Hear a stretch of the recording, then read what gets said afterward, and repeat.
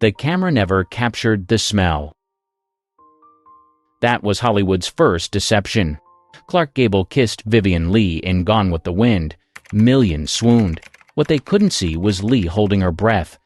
Gable's dentures gave him halitosis so severe, co-stars kept their distance between takes. By age 32, he had no natural teeth left. A gum infection called pyorrhea destroyed them all. The studio knew. They paid for the dental surgery in 1933. Gable spent days in the hospital. Then he disappeared to Canada to recover.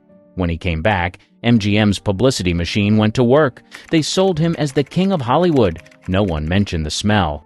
The dentures weren't modern implants. They were primitive plates, crude plastic and metal. They shifted when he talked, created gaps where food rotted. Bacteria multiplied in those spaces. The smell intensified with each passing year. George Jacobs, who worked closely with the stars, later revealed the extent of the problem. Gable's breath could clear a room, but his box office power meant everyone pretended not to notice. Directors scheduled his kissing scenes first thing in the morning, before the smell built up throughout the day. The leading ladies who couldn't stand their leading men. Sophia Loren worked with Gable in 1960 on It Started in Naples. She requested the director limit their close-up scenes. The Italian actress, known for perfect grooming, couldn't stand being near him. Between takes, she'd step away immediately, always found reasons to maintain distance. One crew member from the Misfits said you could smell Gable from several feet away. The Nevada desert heat made it worse. Sweat mixed with the dental decay created something memorable for all the wrong reasons. Gable refused mouthwash, said it would affect his acting. The irony was his bad breath affected everyone else's acting. Marilyn Monroe was his co-star in The Misfits. She had her own hygiene issues, but even she noticed Gable's breath. Two of Hollywood's biggest stars, both harboring disgusting secrets, trying to create chemistry while fighting revulsion. Ingrid Bergman had her own challenge with Humphrey Bogart. He smoked 3 packs daily, Chesterfields, no filters, drank whiskey constantly. His breath combined cigarettes, alcohol, and dental decay. During Casablanca, Bergman asked director Michael Curtiz to minimize their face-to-face scenes. Their famous final scene at the airport was deliberately staged. Bergman positioned slightly away. The fog helped hide the distance. That restrained goodbye, everyone remembers? Might have been more passionate if she wasn't avoiding his breath. The romantic tension was real, just not the kind audiences imagined. Lauren Bacall was different. She fell in love with Bogart despite the smell, or maybe because she smoked heavily too. Their famous chemistry in To Have and Have Not was authentic. She was one of the few who could tolerate being close to him. You know how to whistle, don't you? You just put your lips together and blow. She actually did put her lips on his. Most actresses wouldn't. By The African Queen in 1951, Bogart's dental problems had worsened. The difficult shooting conditions in Africa made everything worse. No proper hygiene facilities. Katharine Hepburn, his co-star, later called it aromatic challenges. Director John Huston found it amusing. He smoked and drank as much as Bogart. Thought it was part of the authentic experience. When beauty surgery became dental disaster. Joan Crawford had her own dental disaster. She wanted higher cheekbones. The solution seemed simple. Remove some back teeth. Create those hollow cheeks everyone admired. Marlene Dietrich had done it successfully. Crawford followed. The surgery went catastrophically wrong. Her front teeth started spreading apart. The gaps widened daily. Dentists attempted repair with dental cement, filled the spaces, then filed everything down for caps.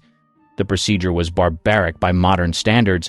No proper anesthesia, just cocaine rubbed on the gums. The pain was constant. Infections followed. Her upper lip swelled permanently from the damage. That pouty look everyone copied, it came from infected gums. The swelling never fully went down. It became part of her trademark appearance. Crawford scrubbed her hands raw, demanded her homes stay spotless, required everyone to remove shoes, sanitize doorknobs obsessively. But her mouth was rotting. The contrast was striking. Perfect exterior hygiene. Internal decay. Makeup artists noticed immediately.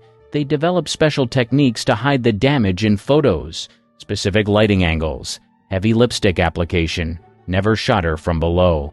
The camera could expose the swelling.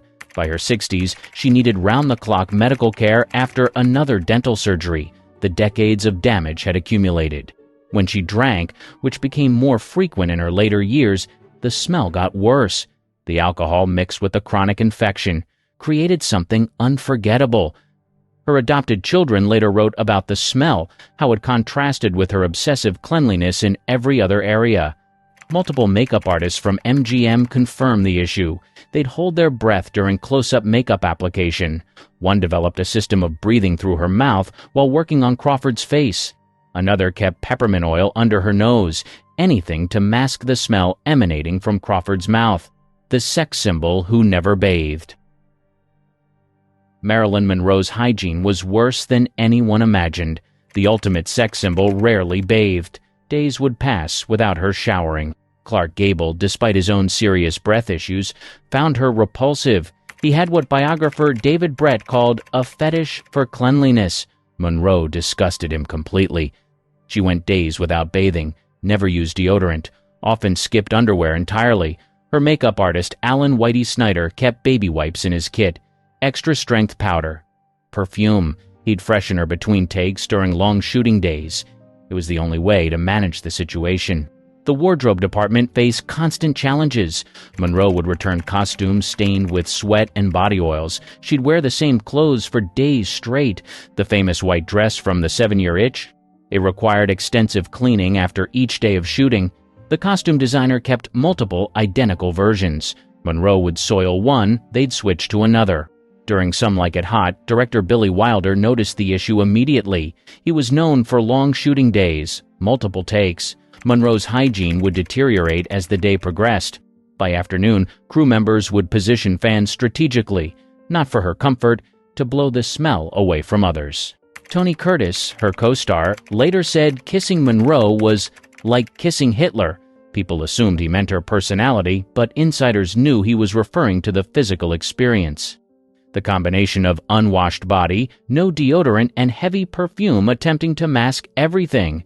During The Misfits, Gable avoided her off-camera completely. The man with terrible breath couldn't stand Monroe's body odor. Two of Hollywood's biggest stars, both hiding disgusting secrets, pretending to have chemistry for the cameras. The crew noticed the distance they maintained between takes, always on opposite sides of the set. Her psychiatrist, Dr. Ralph Greenson, later noted that Monroe's poor hygiene connected to her mental state. Depression manifested in neglecting basic care. But the studios never addressed the underlying issues. They just managed the symptoms. More powder, more perfume, more baby wipes. The rebels who made filth their brand. James Dean took bad hygiene further. He used it as rebellion. The same clothes for weeks. Sporadic bathing at best. Director Nicholas Ray had to intervene during Rebel without a cause. Multiple crew members complained about the smell. It was affecting their work. Dean's red socks became legendary. He wore them for weeks straight, calling them lucky. His leather jacket was never cleaned. He said the grime made it authentic, method acting taken to an extreme. He wanted to smell like a real rebel. He succeeded. His New York apartment had no reliable hot water. That's where the habit started.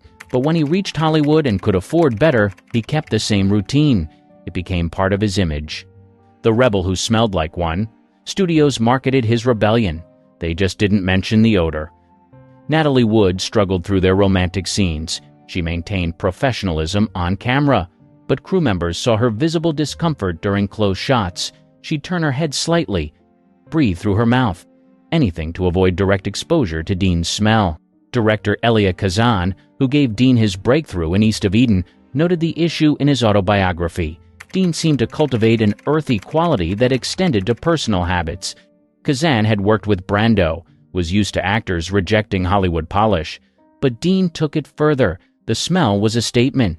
Julie Harris, his co-star in East of Eden, was more diplomatic. She focused on his talent, but privately told friends about the challenge of their intimate scenes.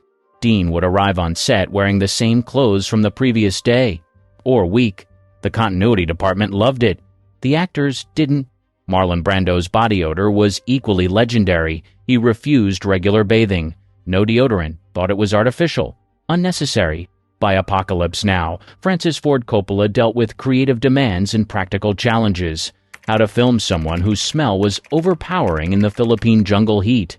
Even during A Streetcar Named Desire, which made him a sex symbol, director Elia Kazan repeatedly asked him to bathe more. Vivien Leigh was disturbed by his odor during their physical scenes. The play required intense physical contact. Leigh suffered through it professionally, but complained privately. That famous Stella scene with the sweat-soaked shirt? The sweat was real. The smell was worse. The torn shirt wasn't just dramatically ripped, it was genuinely dirty. Brando insisted on authenticity. He got it. The crew could smell it from behind the cameras. During The Godfather, makeup artists struggled with his hygiene. Extra time needed before cameras rolled. They'd spray cologne on his costumes, powder his skin heavily. The aging Don character helped hide some issues, but behind scenes, everyone knew. The smell of Brando became part of film set folklore. His Mutiny on the Bounty co-stars had it worse. The tropical setting, the period costumes that couldn't be washed frequently, Brando's natural odor. It created a perfect storm of smell. Trevor Howard, his co-star, later called it the most challenging aspect of the production, and the film was notoriously difficult in every way. The mood swings that showed in hygiene. Elizabeth Taylor's hygiene depended entirely on her emotional state. Happy and in love, she maintained herself perfectly, every detail attended to. Depressed or fighting with Richard Burton, days without proper bathing, heavy perfume attempting to mask the odor. The perfume made it worse, mixed with body odor instead of covering it. During Cleopatra, the most expensive film ever made at that time, Italian crew members noticed immediately. The production was chaotic. Taylor's hygiene reflected the chaos. One makeup artist developed a code. When Taylor needed attention, an assistant would casually mention a hot bath waiting in her trailer. It let her save face while addressing the issue. Joseph Mankiewicz directed her in Cleopatra. He never confronted her directly. The diplomatic bath suggestion system worked. But everyone knew what it meant when that announcement came over the set. "Miss Taylor, your bath is ready." It became a running joke among the crew. In Italian. So Taylor wouldn't understand. The film's lengthy production meant long-term exposure to Taylor's varying hygiene, good weeks and bad weeks. The continuity department had to track which scenes were shot during her clean periods versus her neglectful periods. Her appearance could change dramatically based on her self-care. During Suddenly, last summer, her habits were better. She was in a good period emotionally, but the pattern was established. Those who worked with Taylor repeatedly knew to check her emotional state. It predicted her hygiene. Happy Taylor smelled like expensive perfume. Sad Taylor smelled like expensive perfume fighting a losing battle. Hollywood's elaborate height conspiracy. The height deceptions were just as elaborate as the hygiene cover-ups. Alan Ladd stood 5'6" at most. Some accounts say 5'4". Paramount Studios built an entire system around hiding it. They dug trenches for taller actors to stand in, called them Ladd trenches. Every department participated. For Shane, his co-stars literally stood in ditches during their scenes together. Director George Stevens had them dug specifically for Jack Palance and Van Heflin. The trenches were measured precisely. Ladd needed to appear just slightly shorter than his co-stars. Not equal, that would seem fake, but not drastically shorter, that would break the illusion. Ladd stood on boxes, hidden platforms. Apple boxes became Ladd boxes on Paramount lots. They had different sizes for different scenes. 1 inch for casual conversation, 3 inches for confrontations, 4 inches for romantic scenes. The prop department kept an inventory specifically for Ladd's films. The studio paired him with Veronica Lake repeatedly. She was 4'11", made him look tall without tricks. 7 films together. The partnership wasn't about chemistry. It was height management. Lake understood the arrangement. She wore flat shoes, never heels, kept her hair down to minimize her vertical line. Cinematographers developed the Ladd angle, low cameras to make him imposing, but not too low. That would distort facial features. They found the perfect balance. About 18 inches below eye level, it added perceived height without obvious distortion. Every cameraman at Paramount learned the Ladd angle, the camera angles named after short stars. James Cagney was 5'5". Warner Brothers developed the Cagney angle for filming, slightly low camera positions, never obvious, but always there. The angle became standard for all their shorter actors. Even after Cagney, they called it the Cagney angle. They cast shorter actors around him. When tall actors were necessary, Cagney got the stairs, or the platform, or the seated position while others stood. The blocking was choreographed as carefully as dance numbers, every movement planned to maintain height illusion. Cagney bounced around scenes, explosive energy, rapid movements. It distracted from height comparisons. You watched his motion, not his stature. He developed this technique deliberately, studied how attention worked, realized movement drew the eye more than size. The studio listed him at 5'9" in official biographies, 4 inches taller than reality. Press photos were taken from low angles. Group photos positioned him on higher ground, or in the center with others slightly behind, creating forced perspective. Edward G. Robinson was also 5'5". His gangster roles required intimidation. Directors solved it with psychological blocking. Robinson sat behind desks while others stood before him. Power positioning that transcended height. The desk became his throne, his fortress. In confrontations, he invaded taller actors' personal space, moved uncomfortably close, created discomfort. The camera read it as menace. He'd look up at taller actors, but the angle suggested he was looking through them, not at them. Psychological dominance replacing physical dominance. John Huston said, Eddie didn't need to be tall. He had a voice that made him 10 feet high. That voice was deliberately cultivated. Robinson studied vocal projection, learned to speak from his diaphragm. His voice filled spaces his body couldn't. Mickey Rooney was even shorter, just 5'2", but MGM turned it into an asset, at least initially. He played teenagers into his 20s. The Andy Hardy series worked because he looked young. Small, the all-American boy who never grew up. The challenge came with adult roles, 3-inch lifts in his shoes, raised platforms everywhere. For National Velvet, they dug trenches for Elizabeth Taylor, who was still a child but already taller than Rooney. The child actress stood in ditches so the adult actor could appear taller. The million-dollar hairpiece industry. John Wayne started losing his hair in his late 30s, right around Stagecoach in 1939, his breakthrough role. By the early 1950s, he wore hairpieces in nearly every film. But they made them look rough, windblown, fitting for a cowboy, not the perfect Hollywood hair, authentic-looking fake hair. Writing scenes created unique problems. Wind could dislodge the piece. Wayne wore special bandanas under his cowboy hat. They held everything in place during gallops. The costume department built extras into his wardrobe, hidden securities for the hidden hair. In hot weather, Wayne complained constantly. "This damn thing's hotter than a tin roof in August," he reportedly said. But the ladies seemed to like it, so on it stays. He was pragmatic about it. The hairpiece was part of his costume, like the gun belt or the boots. For outdoor shoots in Monument Valley, special measures were required. The desert wind was unpredictable. Wayne's hairpiece was secured with extra adhesive, sometimes spirit gum, sometimes a new formula developed specifically for desert conditions. The makeup department traveled with multiple identical pieces.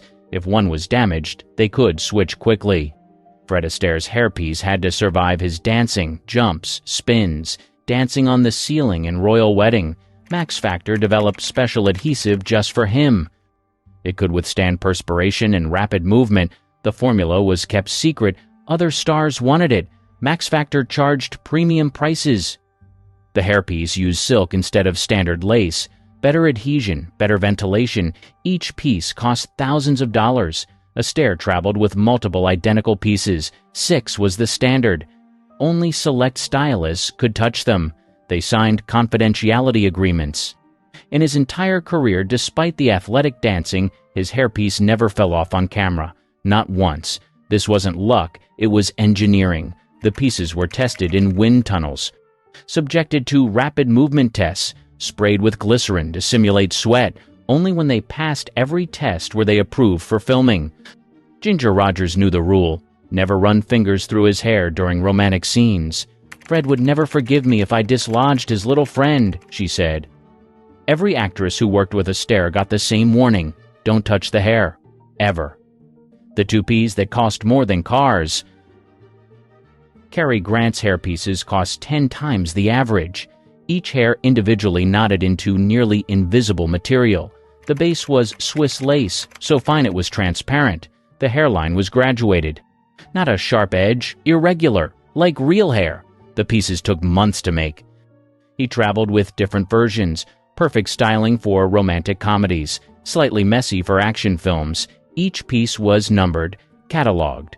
Grant kept detailed notes on which piece was used for which scene. Continuity was essential. He'd review his notes before each shooting day. As he aged, Grant let the hairpieces gray naturally, maintained credibility. But the pieces themselves were manufactured perfection. The public pays to see Cary Grant, he said, not a bald man they don't recognize. He understood the transaction. The audience wanted the illusion. He provided it. Grant's hairpieces were maintained by a specialist who traveled with him.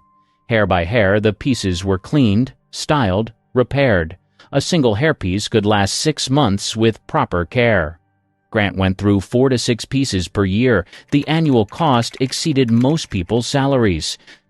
Frank Sinatra's hairpiece became a Rat Pack joke. Dean Martin made oblique references during shows, called it Sinatra's little helper up top. The audience laughed, not fully understanding. Sammy Davis Jr. said Frank was sensitive with strangers but joked with friends. Once, after a particularly wild night in Vegas, Sinatra sent his hairpiece to Dean in a box. The note said, even it needed the day off to recover. Dean wore it on stage that night. Put it on his microphone stand. Sinatra laughed from the wings. Sinatra had different pieces for different occasions. Performance pieces for stage work. They could withstand sweat and movement. Film pieces for movies. More delicate but more realistic. Casual pieces for daily wear. Less elaborate but comfortable. Spencer Tracy's pieces were subtle. MGM made them slightly thinning, like a real middle-aged man. They gradually made them fuller. So gradual, audiences never noticed. The evolution took years. Carefully managed. Each new piece just slightly different from the last. William Holden's hairpieces grew more obvious as his alcoholism worsened. During The Bridge on the River Kwai, filmed in humid Ceylon, maintaining the piece became a challenge. The heat, the humidity, the alcohol sweating through his pores, it all affected the adhesive. When drugs destroyed more than careers. Elvis Presley's dental hygiene crumbled with his drug use. By the mid-1960s, his teeth were discolored. Yellow, brown in places, his breath notorious. Actress Marianne Mobley said kissing him in Girl Happy was far from romantic. She developed a technique: angle her face, create the illusion of contact without actual contact. He'd spend hours perfecting his hair, black dye carefully applied, various waxes and pomades. The pompadour had to be perfect, but forget to brush his teeth, or was too impaired to bother. The contradiction was striking: perfect hair, rotting teeth. By Paradise Hawaiian Style, co-star Susanna Lee developed her own techniques: minimal contact during kissing scenes, quick pulls away between takes, breath mints constantly. She'd offer them to Elvis. He'd refuse. Said they affected his singing. The prescription drugs affected his entire system. Dry mouth from the medications accelerated tooth decay. The painkillers meant he didn't feel the cavities developing. By his Vegas years, makeup artists struggled to hide the deterioration. They'd paint his teeth white for photographs, use special lighting to minimize the discoloration. Montgomery Clift maintained himself perfectly until the car accident in 1956. His face was destroyed, reconstructed. Chronic pain followed. He self-medicated with alcohol and pills. His hygiene collapsed with his health. By The Misfits in 1961, he arrived on set unwashed. Clothes worn for days. The same shirt, the same pants. Makeup artists didn't just cover facial scars. They addressed basic hygiene he'd neglected: dry shampoo for his hair, heavy cologne for the smell. Elizabeth Taylor stayed his friend. She hired assistants during Suddenly last summer. Their unofficial job: ensure he bathed, had clean clothes. She'd visit his trailer, casually mention the shower. Leave fresh clothes visible, never directly confronted him, maintained his dignity while managing his decline. the billionaire who wore tissue boxes as shoes. Howard Hughes started as Hollywood's most eligible bachelor, handsome producer, meticulous appearance, changed shirts multiple times daily, insisted on perfect creases in his pants. His shoes were polished to mirrors, hair perfectly styled. The transformation that followed was extreme. By the 1940s, he developed 15-minute hand-washing rituals, new soap each time. The bar couldn't be touched by anyone else, towels touched only at corners. He'd practice picking them up. If he touched the wrong spot, he'd start over. The ritual could take an hour. His fear of germs became pathological, yet it led to the opposite of cleanliness. He'd wear tissue boxes as shoes to avoid floor contact, let his hair grow feet long, nails curled into spirals, refused to bathe for months. The fear of contamination led to actual contamination. He sat naked in hotel, clean zones, areas he declared germ-free, surrounded by jars of his own urine. He was afraid to use bathrooms, thought they were contaminated. The jars accumulated. Hundreds of them. The smell was overwhelming, but Hughes couldn't smell it anymore. His sense of smell had deteriorated. Yet he demanded perfection from women. According to Scotty Bauer's memoir, if a woman had the tiniest blemish, Hughes wouldn't touch her. A single pimple was disqualifying. Extreme filth for himself. Unattainable perfection for others. The contradiction defined his madness. His employees developed elaborate systems to manage him. They'd spray areas with disinfectant before he entered, not because the areas were dirty, but so Hughes could smell the chemicals. It calmed him, made him feel safe, even as he lived in squalor. The studio system's greatest cover-up. The studios controlled everything: height, hair, smell, truth. Contracts included specific hygiene clauses, mandatory bathing schedules, required dental visits, hair inspections. Stars who violated these clauses faced suspension, or worse, termination. Publicity departments airbrushed reality, not just photographs, but entire lives. They created fictional biographies, invented romantic histories, covered up marriages, pregnancies, addictions, and especially physical imperfections. They threatened lawsuits against anyone who mentioned the wrong details. Journalists who wrote about Gable's breath never worked in Hollywood again. Photographers who captured Ladd's real height found themselves blacklisted. The machine protected its investments ruthlessly. For Alan Ladd, they dug trenches costing thousands. For Sinatra, they kept multiple hairpieces worth more than houses. For Monroe, they kept industrial supplies of wet wipes and powder. For Gable, they kept everyone at safe distances. Every department participated in the deception. Set designers built false floors with different levels. Actors stood on their marks, literally, measured spots that created perfect height illusions. Costume designers created special shoes, hidden lifts, extended heels, specially tailored pants that created leg length. Makeup artists developed new techniques weekly. How to hide Crawford's swollen lips, how to make Monroe appear clean, how to disguise Gable's denture line, how to paint over Elvis's tooth decay. Each star required specialized knowledge. Cinematographers found perfect angles for everyone. The Cagney angle, the Ladd angle, the Robinson angle. They had handbooks, detailed instructions for filming each star. Which side was their good side? Which angle hid which flaw? How to light around dental work. The entire industry participated in mass deception, and it worked. Audiences never knew. The kisses looked passionate even when the actress held her breath. The hero looked tall even standing in a trench. The hair looked perfect even when it wasn't theirs. That was Hollywood's greatest trick. Not special effects, not stunt work, but making deeply flawed humans appear perfect, making the disgusting seem desirable, making the short seem tall, making the bald seem hairy, making the smelly seem appealing. Every star had something hidden. Every image was carefully managed. Every truth was negotiable. The biggest stars had the biggest secrets, and the best help hiding them. In 1921, a young actress named Virginia Rapp died under mysterious circumstances at a party hosted by silent film star Roscoe "Fatty" Arbuckle. This controversy was just the beginning. For over a century, Hollywood has been a breeding ground for disturbing rumors that turned out to be all too real. Today we're pulling back the curtain on Tinseltown's darkest truths. The casting couch, early Hollywood's open secret.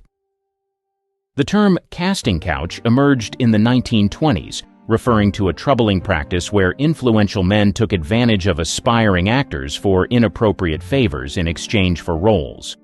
Louis B. Mayer, co-founder of MGM Studios, was notorious for this behavior. Mayer held private meetings with young actresses, often leading to uncomfortable situations. In 1935, dancer Patricia Douglas attended an MGM party where she was reportedly a victim of misconduct by a studio salesman. Despite filing charges, the case was quickly buried.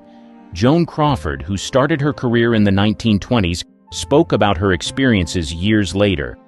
"I never slept with a man I didn't want to. No one ever made me do anything I didn't want to do." However, her words hinted at the pressures faced by many actresses. Marilyn Monroe once said, "Hollywood is a place where they'll pay you $1,000 for a kiss and 50 cents for your soul." This quote reflects the industry's moral bankruptcy. In 1937, child star Shirley Temple, then 9 years old, was inappropriately approached by MGM producer Arthur Freed. When she laughed at him, Freed reportedly exposed himself. Temple's mother quickly removed her from the situation. The silent film era saw its share of scandals too. The Fatty Arbuckle case in 1921 shocked the nation when actress Virginia Rappe died after a party at his hotel. Though Arbuckle was eventually acquitted, the incident shed light on Hollywood's darker side. By the 1930s, the Hays Code was introduced to clean up Hollywood's image. However, behind closed doors, the exploitation continued. Judy Garland's studio-enforced diet pills. Her road to stardom was paved with studio control and dangerous health practices. MGM signed Garland at 13 in 1935. From the start, studio head Louis B. Mayer criticized her weight, calling her "my little hunchback." By 1938, during the filming of Love Finds Andy Hardy, 16-year-old Garland was put on a strict diet. Studio doctors prescribed Benzedrine and amphetamine for weight loss and seconal barbiturate to help her sleep. This dangerous cocktail kick-started a lifelong struggle with addiction. Garland's daily meal often consisted of just soup, black coffee, and 80 cigarettes, along with the prescribed pills. During the filming of The Wizard of Oz in 1939, the studio wanted her to lose more weight. She was 17 and weighed 94 pounds. In 1943, while filming Girl Crazy, Garland collapsed on set multiple times due to exhaustion and malnutrition. The studio's response was to give her a brief rest before pushing her back to work. Garland later recalled, "They had us working days and nights on end. They'd give us pills to keep us on our feet long after we were exhausted. Then they'd take us to the studio hospital and knock us out with sleeping pills." By 1947, Garland's health had deteriorated significantly. She attempted to end herself on the set of The Pirate. Despite this, MGM continued to push her, leading to her suspension in 1948 due to erratic behavior caused by addiction.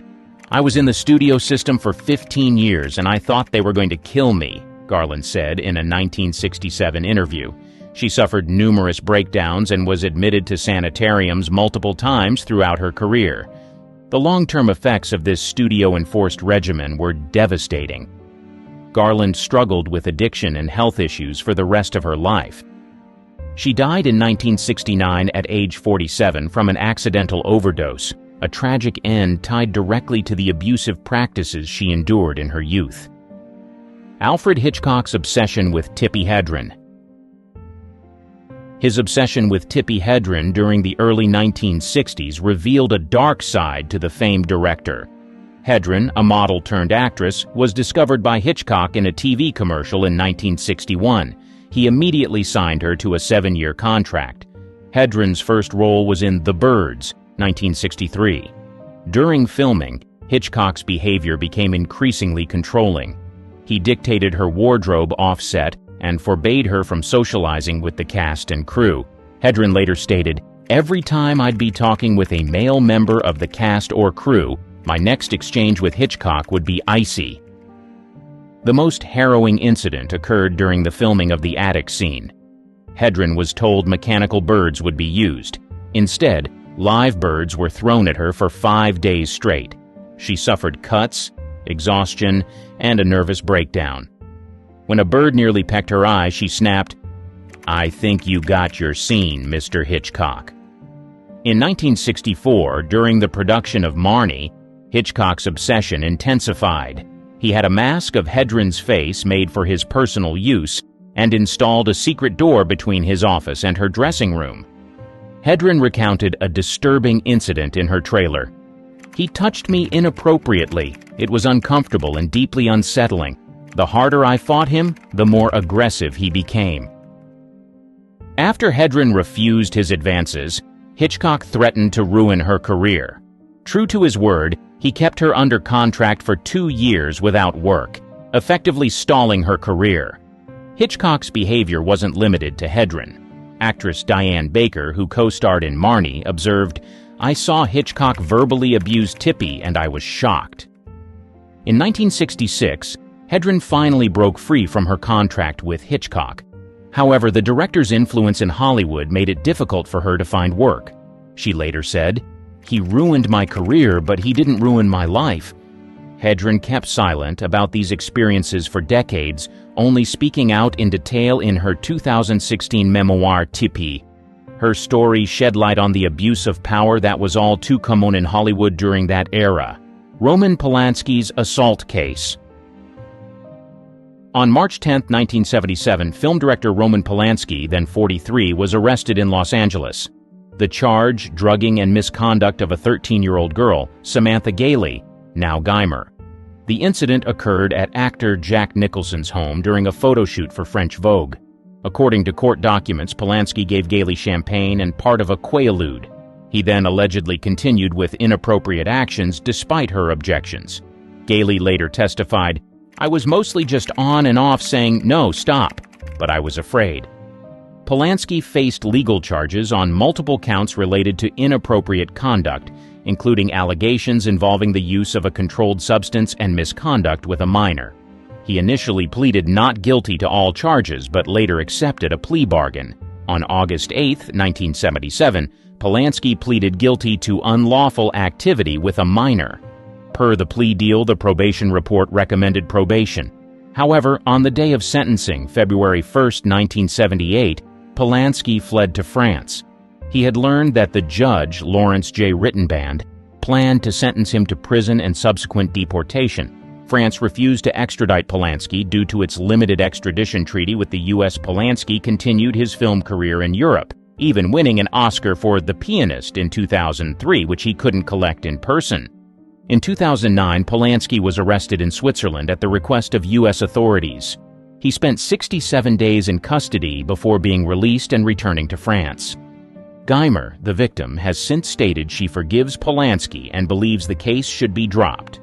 In a 2013 interview, she said, "I'm not going to carry a bunch of resentment, and much worse things happen to people."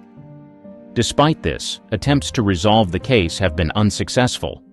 In 2017, Polanski's offer to return to the U.S. for time served was rejected by L.A. County Superior Court Judge Scott Gordon. As of 2024, Polanski remains a fugitive from the U.S. justice system. Rob Lowe's tape scandal. In July 1988, 24-year-old actor Rob Lowe became embroiled in a controversy that nearly derailed his career. The incident occurred during the Democratic National Convention in Atlanta, where Lowe was supporting presidential candidate Michael Dukakis. On the night of July 17th, Lowe met 2 young women at a bar and brought them back to his hotel room. Unbeknownst to Lowe, one of the women, 16-year-old Jan Parsons, was underage.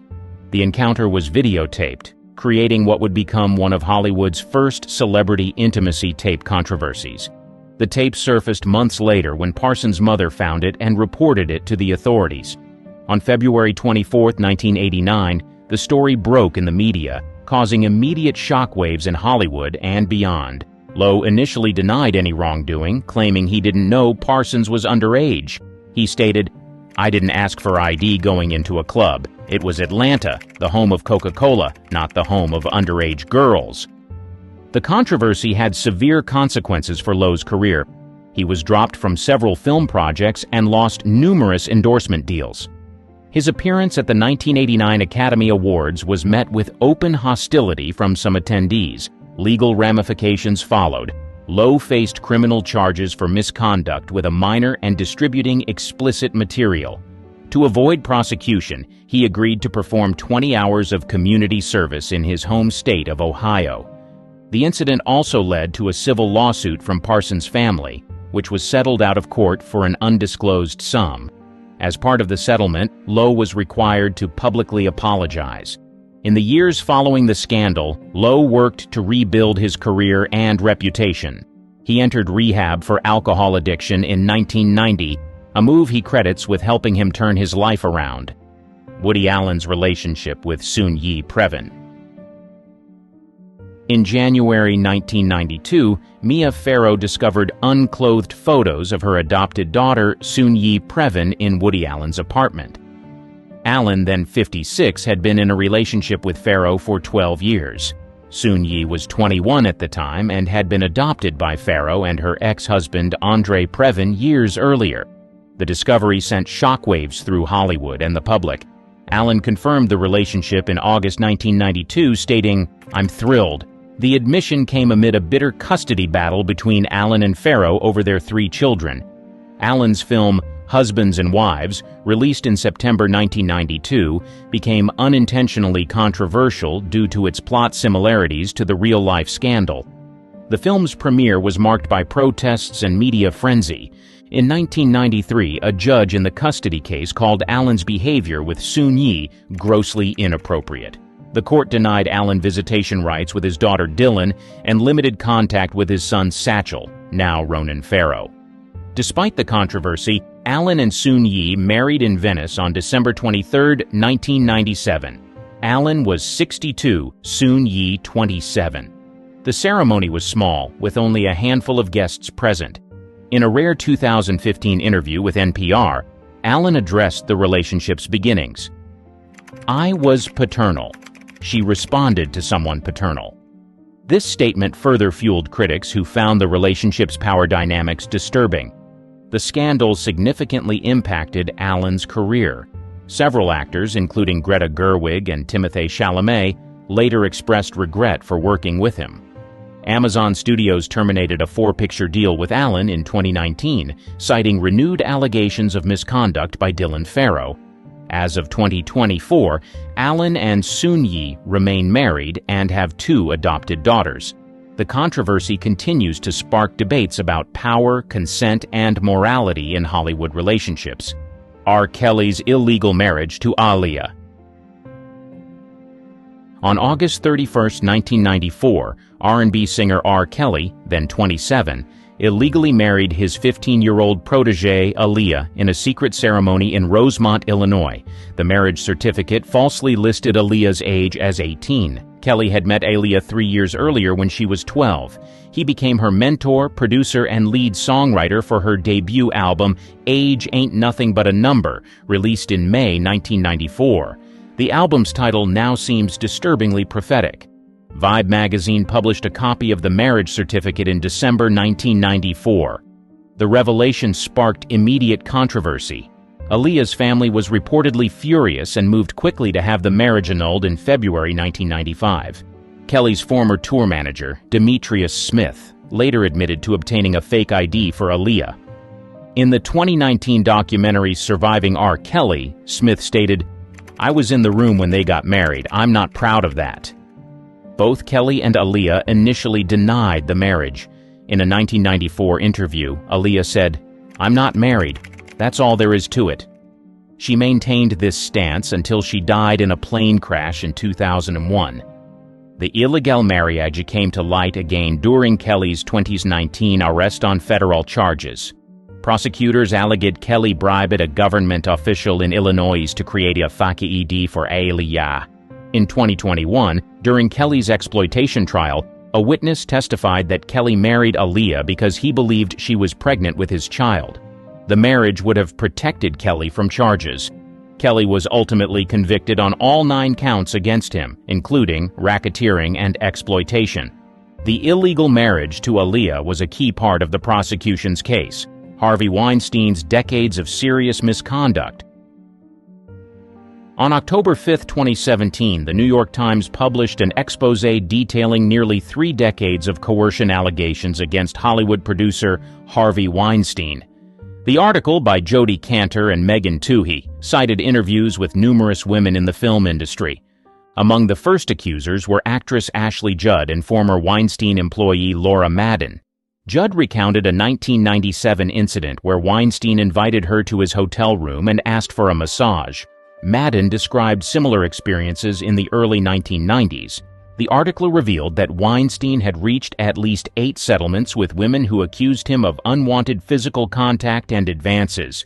These settlements, dating back to 1990, were often accompanied by non-disclosure agreements. 5 days after the Times article, The New Yorker published Ronan Farrow's investigation, which included 13 more women's accounts of alleged abuse by Weinstein. 3 women accused Weinstein of SA. Actress Rose McGowan, who had alluded to her experience for years, publicly accused Weinstein of serious misconduct on October 12, 2017. She stated she was paid $100,000 in 1997 to sign a non-disclosure agreement. By October 31st, over 80 women had come forward with allegations against Weinstein. The list included high-profile actresses like Gwyneth Paltrow, Angelina Jolie, and Salma Hayek. Weinstein was dismissed from the Weinstein Company on October 8, 2017. He was later arrested and charged in New York on May 25, 2018, for serious misconduct. On February 24, 2020, Weinstein was found guilty of 2 serious offenses and sentenced to 23 years in prison. Bill Cosby's serial assaults. For decades, Bill Cosby was known as America's dad, beloved for his role on The Cosby Show. However, beneath this wholesome image lurked a serial predator whose crimes spanned half a century. The first public accusation against Cosby came in 2005 when Andrea Constand filed a lawsuit alleging he drugged and acted inappropriately toward her in 2004. During the case, 13 other women came forward with similar stories. The suit was settled out of court in 2006 for $338 million. Despite these allegations, Cosby's career continued largely unaffected until October 16, 2014. During a stand-up performance in Philadelphia, comedian Hannibal Buress seriously referred to Cosby, rekindling public interest in the allegations against him. In the following months, dozens of women came forward with stories of coercion dating back to the 1960s. Many described a similar pattern. Cosby would offer them drinks, which were allegedly drugged, and then SA them while they were incapacitated. On December 30, 2015, Cosby was arrested and charged with 3 counts of aggravated indecent moves against Andrea Constand. This was the first criminal case against Cosby, as most other allegations fell outside the statute of limitations. Cosby's first trial in 2017 ended in a mistrial due to a hung jury. However, in a retrial on April 26, 2018, Cosby was found guilty on all 3 counts. On September 25, 2018, he was sentenced to 3 to 10 years in state prison. During the trial, 5 other women testified about their experiences with Cosby, establishing a pattern of behavior. One of these women, Janice Dickinson, testified that Cosby coerced her in 1982 after giving her a pill. Cosby's conviction was overturned by the Pennsylvania Supreme Court on June 30, 2021, due to a violation of his due process rights. He was released from prison the same day, having served nearly 3 years. Kevin Spacey's predatory behavior. On October 29, 2017, actor Anthony Rapp alleged that Kevin Spacey made a misappropriate advance toward him in 1986, when Rapp was 14 and Spacey was 26. This accusation, published in a BuzzFeed article, marked the beginning of Spacey's downfall. Spacey responded on Twitter, claiming no memory of the incident, but offering an apology. In the same statement, he came out as gay, a move widely criticized as an attempt to deflect from the allegations. Following Rapp's accusation, numerous other men came forward with similar stories. On November 1, 2017, actor Roberto Cavazos alleged that Spacey groped him in the mid-2000s at the Old Vic Theatre in London, where Spacey was artistic director from 2004 to 2015. The Old Vic conducted an internal investigation revealing 20 personal testimonies of alleged inappropriate behavior by Spacey between 1995 and 2013. Many of these incidents occurred on the theater's premises. On November 3, 2017, Netflix cut all ties with Spacey, halting production on House of Cards and shelving his film Gore. Ridley Scott reshot Spacey's scenes in All the Money in the World, replacing him with Christopher Plummer just weeks before the film's release. In 2018, Spacey was charged with indecent conduct in Nantucket, Massachusetts, for allegedly groping an 18-year-old man in 2016. The case was later dropped when the accuser invoked his Fifth Amendment rights during a hearing about his missing phone.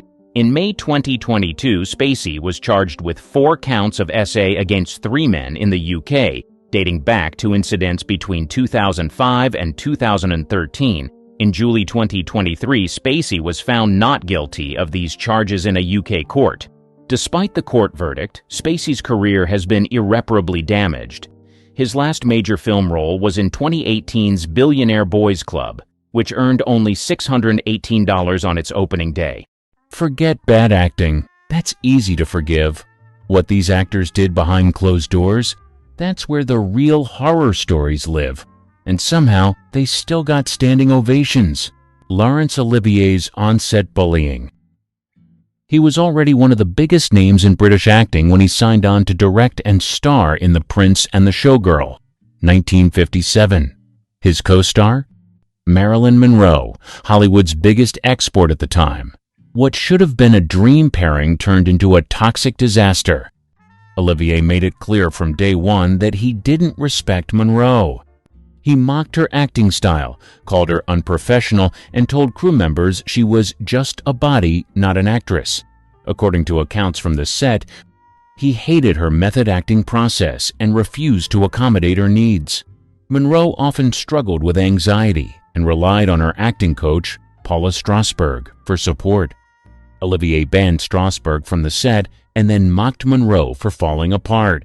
Tensions got so bad that Monroe would cry between takes. Crew members said Olivier humiliated her in front of others, rolling his eyes and whispering insults during her scenes. Colin Clarke, an assistant on set, later wrote in his memoir that Olivier purposely made things harder for Monroe, knowing it would throw her off. He reportedly told one crew member, "All she has to do is be sexy. Why is that so difficult?" Olivier didn't hide his contempt. In interviews, he called her impossible and blamed her for production delays, even though Monroe was dealing with health issues and pressure from both studios. Her husband, Arthur Miller, who visited the set, later said Monroe was emotionally bullied by Olivier from start to finish. After filming ended, Monroe refused to ever work with him again. Olivier, for his part, wrote later that directing her was like trying to teach a pig to sing. That quote stuck, and not in a good way. There were no public consequences, but the stories survived, and they paint a very different picture of the so-called legend. Jerry Lewis's co-star harassment.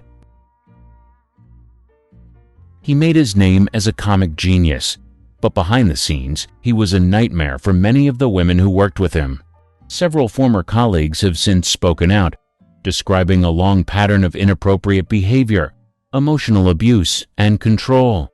In the 1950s, actress Karen Sharp was cast opposite Lewis in The Disorderly Orderly. She later said Lewis invited her to his office and made an inappropriate move that left her feeling cornered and unsafe. When she rejected him, he told her she'd never work again and followed through. She never did another major film. In her words, "He was abusive and cruel. If you said no, you were done." Hope Holliday, who worked with Lewis in The Ladies' Man, told a similar story. She said he cornered her in a dressing room and forced himself on her. She escaped, but the fear stuck with her for decades. She didn't speak publicly until after his death. These weren't isolated stories. In the 1960s and 70s, Lewis kept a tight grip on his sets, especially around female cast members. He would limit their screen time, speak down to them, and brag that he alone decided who stayed and who got cut. He often used sexual threats as leverage. Lewis also had a reputation for humiliating his co-stars. On more than one set, he would make actresses read lines in front of the full crew while he interrupted with vulgar jokes. If they didn't laugh, he'd replace them. One assistant recalled him saying, "If she can't take a joke, she can't be in my picture." Many of these stories didn't come out until after Lewis died in 2017. But once the curtain lifted, the pattern was hard to ignore. Decades of silence, intimidation, and quiet blacklisting, all hidden behind a goofy smile and slapstick gags. Rex Harrison's cruel cast behavior. He built his career playing charming, upper-class men.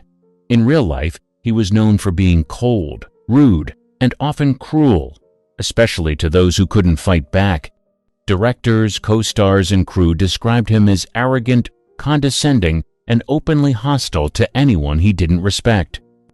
In the 1950s, his behavior drew serious concern when actress Carol Landis passed away shortly after their relationship reportedly ended. Harrison was married at the time. Landis rumoredly left a note, which vanished before police arrived. Harrison was the last person to see her alive. While he wasn't charged, his studio rushed to bury the story. Landis's family and friends believed he pushed her aside after promising her a future. His next big scandal came during the Broadway run of My Fair Lady. Julie Andrews, who played Eliza Doolittle, kept things professional, but insiders said Harrison treated her like a servant. He demanded the spotlight, refused to rehearse with understudies, and insisted on top billing even when Andrews started stealing the show. Stagehand said he often refused to speak to her between scenes and mocked her singing voice. On film sets, Harrison's temper was just as nasty. During Dr. Dolittle, 1967, he regularly exploded at crew members and demanded constant rewrites to suit his mood. He got into shouting matches with the director and made racist remarks about extras hired for background scenes. The production went over budget largely because of his delays and demands. Despite his reputation, Harrison kept getting major roles. Studios looked the other way because he delivered strong performances. But to the people behind the scenes, he was a constant source of fear and stress. He won an Oscar. He got a knighthood. But off-screen, the people who worked with him knew the truth. Rex Harrison made life on set miserable for anyone who wasn't Rex Harrison. Walter Matthau's mean-spirited conduct. He had the face of a grump and the timing of a pro. On screen, he was lovable, curmudgeonly, and always good for a laugh. Off-screen, not so charming. Behind the scenes, Matthau was known for being loud, insulting, and often downright mean. Crew members from his early films said Matthau had no patience for people he considered beneath him. He swore constantly, belittled production assistants, and made extras cry more than once. Matthau also had a habit of insulting people in front of crowds. He'd mock wardrobe choices, mimic voices, and call out mistakes during live takes. It wasn't playful teasing, it was meant to embarrass. One stand-in said, "You learned fast or you got humiliated." That was the rule. He treated some co-stars with respect, but not all. If he didn't like someone, he'd make sure the whole set knew it. During Plaza Suite, insiders claimed he locked himself in his trailer for hours just to avoid a cast member he didn't get along with. Filming reportedly stopped until he decided to come out. No one dared challenge him. Even directors weren't safe. Matthau would argue about scripts, change lines on the spot, and storm off if he didn't like a scene. He once walked out in the middle of a rehearsal and told the director, "You don't know what the hell you're doing." None of this ever made the press. Studios kept it quiet because Matthau delivered hits, and fans only saw the grumpy charm he perfected on screen. The yelling, the insults, the tantrums, they stayed behind the camera. But ask anyone who worked on his sets for more than a week, and you'll hear the same thing. Walter Matthau wasn't acting like a jerk in his roles. He was just being himself. Dustin Hoffman's harassment era. For years, he was one of Hollywood's most respected actors. But in 2017, his name showed up in headlines for something else. Multiple women came forward with detailed accounts of harassment that dated back to the 1980s. The most widely reported story came from Anna Graham Hunter. She was just 17 when she interned on the set of the 1985 television adaptation of Death of a Salesman. In her account, Hoffman repeatedly made inappropriate comments, asked intrusive personal questions, and touched her in ways that crossed clear boundaries. She said she laughed it off at the time because she was scared and didn't know what else to do. "He was openly disrespectful," she wrote. "He did things you don't expect from a man twice your age and a star." Other women came forward with similar stories. Writer Wendy Riss said Hoffman propositioned her during a pitch meeting in the early 90s. When she declined, the meeting ended abruptly.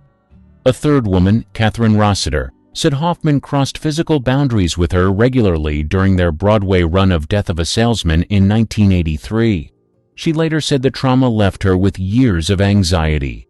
Hoffman responded to some of the allegations with vague statements, saying he respected women and didn't recall acting inappropriately. In other cases, he issued flat denials. But the number of women and the similarities in their stories made it hard to ignore. Before these reports, Hoffman had a clean public image. Serious actor, Oscar winner, family man. But the 2017 reckoning pulled back the curtain. The stories weren't anonymous. The women had names, faces, and nothing to gain by speaking out. He never faced formal charges, but his legacy now carries a stain. And for many of the people he worked with behind closed doors, that reputation was never spotless to begin with. Chevy Chase's racist, violent set behavior. By 2012, he was already a known headache in the industry, but things hit a new low on the set of Community. What started as minor tension turned into a full-blown disaster, with racism, violence, and offensive jokes all playing a part. It wasn't just one bad day. Chase regularly clashed with the show's creator, Dan Harmon, and took his frustration out on castmates. According to Donald Glover, who played Troy, Chase often made racist remarks between takes. One comment implied that Glover only got laughs because of his race. Glover didn't respond. He later said, "I saw it as Chevy trying to get under my skin, but I just wasn't having it."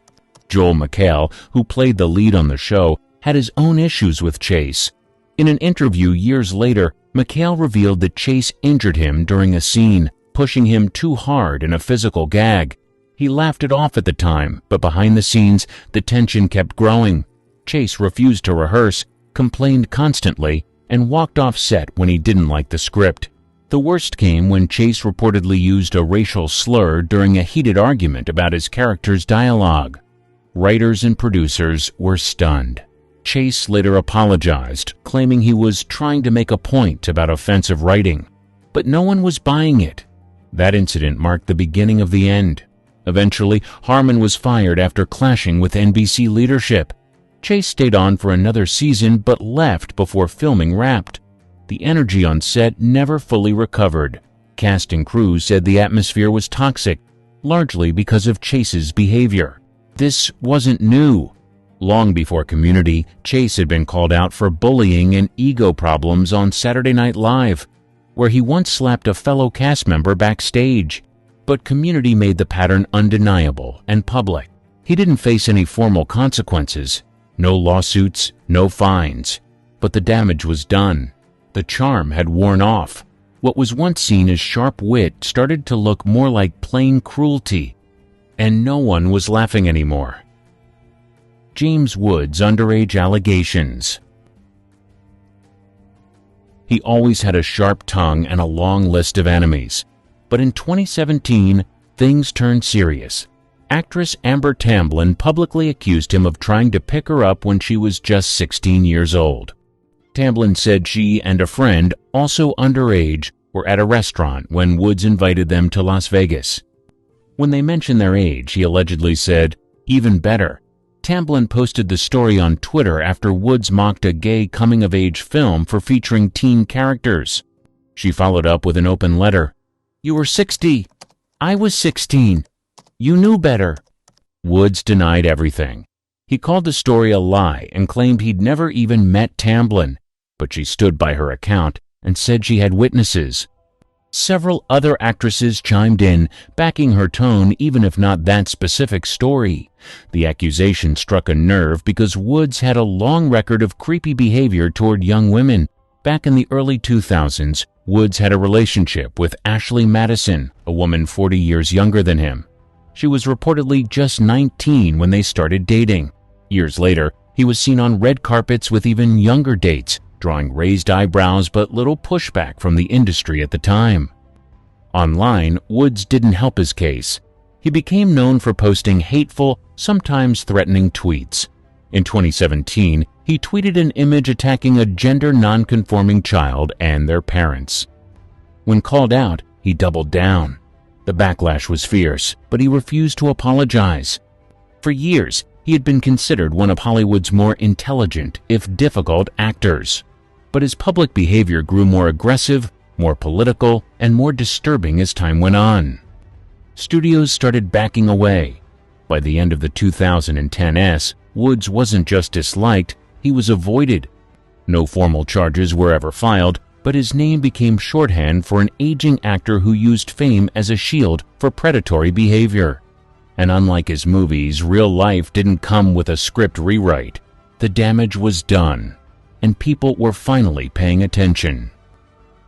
Jared Leto's disturbing gifts. In 2016, Jared Leto's method acting crossed the line from committed to uncomfortable. While filming Suicide Squad, he stayed in character as the Joker, not just on camera, but off. What he did in the name of immersion left several cast and crew members disturbed. According to multiple co-stars, Leto sent out bizarre gifts to help everyone get into the mindset of a chaotic villain. These included adult items, strange props, and even a live rat reportedly delivered to Margot Robbie. Viola Davis confirmed that a pig carcass was sent to the cast during a rehearsal. Actor Adam Beach later said the crew was genuinely unsettled. During early interviews, Leto leaned into the reputation, saying he wanted to create an intense dynamic. But after the public started raising concerns, he changed his tune. He claimed many of the stories had been exaggerated and said it was all part of getting into character. Mostly fun and games, he called it. The people on set didn't seem to agree. It got to the point where Warner Brothers reportedly asked him to scale things back. Some cast members said they avoided interacting with him during production. What was meant to build tension for the role turned into real stress behind the scenes. This wasn't the only time Leto made headlines for off-screen behavior. Around the same period, complaints over workplace treatment were reportedly filed. And on social media, questions surfaced about his interactions with young fans, though no formal action was ever taken. In the end, Leto's version of the Joker barely appeared in the film, less than 10 minutes of screen time. But the off-camera stories stuck. Most of the cast has since spoken about it in cautious terms, some jokingly, others not at all. Leto says it was all in service of the role. But for the people on the receiving end, it didn't feel like performance. It felt personal, and not in a good way. For many involved, the most unsettling part of the experience had nothing to do with what ended up on screen. Gerard Depardieu's assault conviction. He was once one of France's most celebrated actors. By 2025, he was a convicted offender. His fall wasn't sudden. It followed years of accusations that had been ignored, buried, or brushed off. That changed when two women spoke up about what happened on a film set in 2021. The production was Les Volets Verts. According to court documents, Depardieu was accused of touching two women, a set decorator and an assistant director, during filming. The women reported that he touched them without consent during routine interactions. Their complaints led to a formal investigation. At trial, more than 20 women came forward with similar stories. Some dated back decades. They described a pattern. Depardieu would use his fame to cross boundaries, often in professional settings. The court focused on the two most recent cases, both of which were backed by witness statements and internal reports from the set. In May 2025, Depardieu was found guilty. He received an 18-month suspended sentence, was fined, and added to France's National Registry of Offenders. The ruling was historic. It was one of the few times a major European film star faced legal consequences for this kind of behavior. The verdict sparked a national conversation in France. Depardieu had long been seen as untouchable. He starred in over 200 films and was a cultural icon. Presidents praised him. He held dual citizenship. Even when allegations surfaced in earlier years, they were dismissed as tabloid gossip. But the tide shifted. The testimonies were consistent. The stories lined up. And the excuses wore thin. During the trial, Depardieu denied wrongdoing and showed little remorse. His legal team argued that he was being targeted for his fame. The court didn't agree. Since the conviction, several film festivals quietly removed his name from promotions. Some projects were shelved. His defenders grew quiet. The industry that once protected him finally took a step back. He hasn't apologized. He hasn't stepped away. But for the first time in his career, the consequences caught up to him, and the public stopped pretending they didn't know. Steven Seagal's serial accusations. He built his brand as the tough guy who never lost a fight. But for decades, women behind the scenes told a very different story. Starting in the early 1990s, a steady stream of accusations followed him from co-stars, assistants, and women who auditioned for him in private. In 1991, actress Rayanne Malone said she was invited to Seagal's office to read for a role. Instead, she claimed he made inappropriate advances and locked the door behind her. Another woman, Christine Keeve, told a similar story from the same period. Both women said the studio discouraged them from speaking out. That same year, Warner Brothers reportedly paid a six-figure settlement to resolve another complaint involving Seagal's behavior during casting. Details were never made public, but the incident was widely reported at the time and quietly buried. In 1996, Jenny McCarthy said she showed up for an audition and was asked to undress, even though the scene didn't call for it. She refused. He told her she'd never work for him again. Years later, Juliana Margulies said Seagal brought a weapon to a hotel room during a late-night script meeting. She left immediately. The pattern didn't stop. In 2018, Portia de Rossi came forward with her own story. During an audition, she said Seagal unzipped his pants mid-meeting. Her agent later told her not to worry. He does that to everyone. By 2020, more than a dozen women had shared similar experiences. Some described unwanted touching. Others said he used his role as producer or lead actor to lure them into uncomfortable situations. Still, Seagal denied all wrongdoing and avoided legal action in the United States. He later moved to Russia, accepted citizenship, and became close to President Vladimir Putin. Since then, he's appeared less in Hollywood and more in foreign state media. Critics called it an escape from accountability. Seagal hasn't faced criminal charges, but the sheer volume of consistent, detailed stories makes it hard to dismiss. For years, he played the unbeatable action hero on screen. But off-screen, the damage he left behind caught up to his legacy, even if not the law. Everyone loves to blame cancel culture, but some of these people should have been canceled a long time ago. You weren't overreacting. You were underinformed. Here are 10 disgusting celebrities the industry helped you fall for. Sean Diddy Combs' legal battles. He was once the king of hip-hop. Big hits, flashy lifestyle, and a massive fan base. But behind the fame, a string of serious accusations. In 2017, his personal chef said he harassed her and then fired her when she spoke up. They settled the case in 2019, no details shared. Fast forward to 2023. His ex-girlfriend Cassie filed a lawsuit claiming years of abuse. She said he hurt her, trafficked her, and even blew up Kid Cudi's car. That case also settled fast. Then came the bombshell. In May 2024, CNN dropped a hotel video from 2016. It showed Diddy grabbing and attacking Cassie. You could hear the internet gasp. Diddy responded with an apology, calling his actions inexcusable. But it didn't stop there. By September 2024, he was arrested on serious federal charges, including trafficking-related offenses, organized criminal activity, and unlawful transportation. He said he wasn't guilty and stayed locked up in Brooklyn, no bail. A month later, things exploded. Reports said over 100 people, men, women, even kids, were getting ready to file lawsuits against him. The number? Around 120. Some were underage. It was chaos. In March 2025, another charge dropped: forced labor. He was accused of making people work crazy hours using fear and pressure. Again, he said he was innocent. James Franco's hidden history. He always had a certain charm. He played weird, artsy characters, joked around in interviews, and came off as the cool, harmless guy. But behind that laid-back image was a mess the public didn't see until 2018.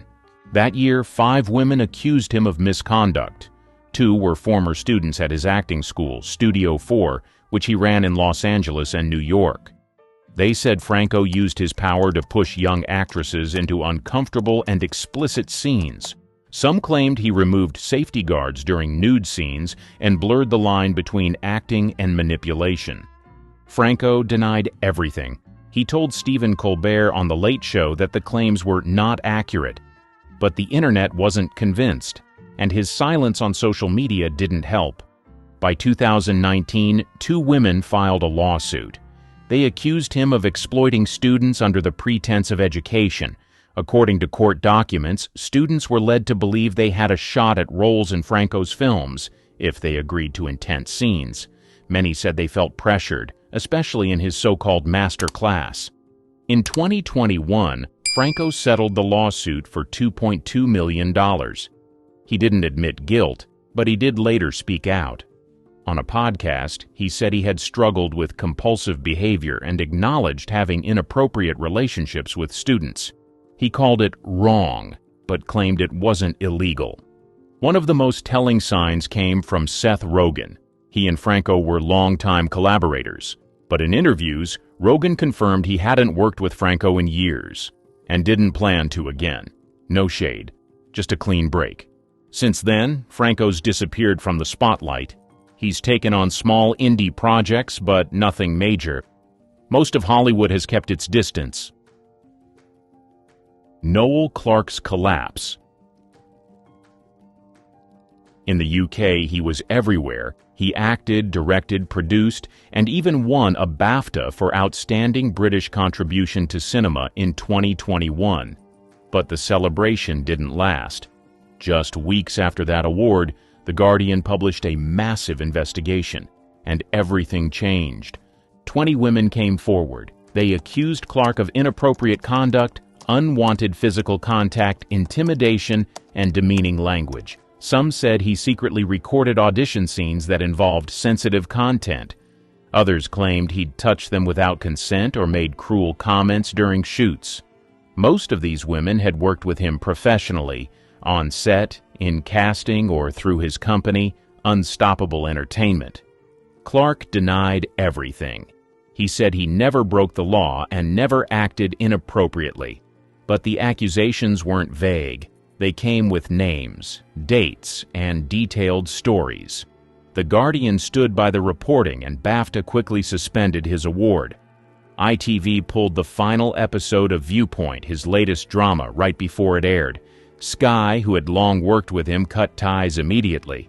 What followed was a total shutdown of Clarke's career. Projects vanished. Offers dried up. His name, once linked to representation and success, became toxic in the industry. In April 2025, Clarke tried to fight back. He sued The Guardian for defamation. He said the article ruined his life and claimed the accusations were false and unfair. But the journalist, Lucy Osborne, testified that every story was vetted and the piece was never personal. She said it was about giving people a voice. The court hasn't ruled yet, but the damage is done. Clarke hasn't booked a major role in years. His production company stopped operating. Even with the lawsuit, there's been no public comeback, no press tour, no support from the film world. What started as a career on fire crashed hard. And the worst part? It took 20 women stepping forward for anyone to actually listen. Morgan Wallen's never-ending apologies. He went from country music's rising star to public controversy machine, and it started long before most fans noticed. In May 2020, he was arrested in Nashville outside a bar. Charges: public intoxication and disorderly conduct. Nothing career-ending, but not a good look. Months later, he blew his shot at Saturday Night Live after video surfaced of him partying maskless during COVID restrictions. The show canceled his appearance just days before airtime. Then came February 2021. TMZ released home security footage showing Wallen yelling a racial slur after a night out. The backlash was immediate. Radio stations dropped him. His label suspended his contract. The Academy of Country Music barred him from that year's awards. He apologized publicly and promised to do better, but the damage was real. Despite the fallout, Wallen's album sales actually spiked. Some fans claimed cancel culture had gone too far. Others saw it differently, a clear example of someone being rewarded for bad behavior.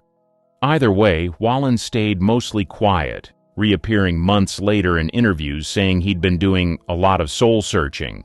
But things got weird again. In October 2023, he was seen storming off stage mid-concert without explanation, and in April 2025, SNL brought him back, but not for long. He exited the building hours before the show, leaving producers scrambling. No official reason was given. Social media lit up with fan theories and jokes, but NBC stayed silent. Behind the scenes, sources claim Wallen has become difficult to work with. Others say he just isn't interested in the spotlight anymore. Either way, the pattern keeps repeating. Do something reckless, apologize, go quiet, then resurface like nothing happened. R. Kelly's crimes in plain sight. He was once untouchable. He ruled the charts, sold out arenas, and had megastars lining up to work with him. But behind the fame, a long, disturbing trail that the industry ignored for years. The first red flag? In 1994, Kelly, then 27, secretly married 15-year-old Aaliyah. Her age was faked on the marriage certificate. The union was annulled, but questions started swirling. In 2002, a video allegedly showing Kelly with an underage girl surfaced. He was charged with possessing illegal material involving a minor, but pleaded not guilty. The trial dragged on for years, and in 2008 he was acquitted. That same year, he released more music. Business as usual. In 2017, things exploded again. BuzzFeed published a report accusing Kelly of running a cult, controlling young women and cutting them off from their families. His team denied it. But former associates started speaking out. They described rules, punishments, and disturbing levels of control. In 2019, the docuseries Surviving R. Kelly aired on Lifetime. It featured survivors, parents, and former employees detailing years of abuse. The reaction was massive. Protests broke out. Artists pulled collaborations. Radio stations dropped his music. Finally, people started listening. That same year, Kelly was arrested on multiple federal charges, including organized criminal activity and trafficking-related offenses. The details were chilling: coercion, intimidation, underage victims, and years of cover-ups. In 2021, he was convicted on all counts in New York. In 2022, he was sentenced to 30 years in prison. A separate Chicago trial in 2023 led to another 20-year sentence, 19 of which would be served at the same time. He's locked up for decades. Chris Brown's pattern of violence. His reputation never fully recovered after 2009, and that's because the problems didn't stop there. In February 2009, photos leaked of Rihanna's injuries after Brown assaulted her the night before the Grammys. The images were everywhere. Public opinion turned fast. Brown was arrested and later pled guilty to felony assault. He got probation, community labor, and court-ordered anger management. You'd think that would be rock bottom. It wasn't.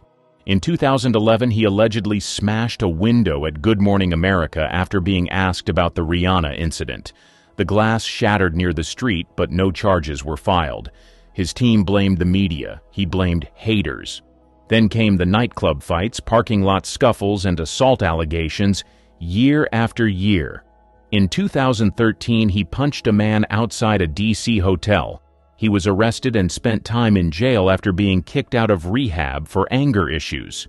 In 2016, a woman accused him of threatening her with a gun at his home. Police arrived with helicopters and a search warrant. Brown live-streamed part of it on Instagram. No charges were filed, but the spectacle was a media circus. That same year, his former girlfriend Karrueche Tran got a restraining order against him. She said he threatened to kill her. A judge later granted a 5-year order of protection.